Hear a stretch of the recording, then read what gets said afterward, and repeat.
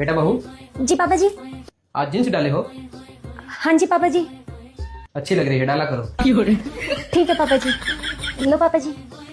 बहू, आज तुम्हारी चाची सास आ रही हैं, तो ये फैशन वाले जीन्स निकाल के और साड़ी पहन लो। जी मम्मी जी। रुको बहू, कोई जरूरत नहीं है साड़ी पहनने की, हमारी बेटी भी तो पहनती है। और ये जींस पे दुपट्टा कौन करता है?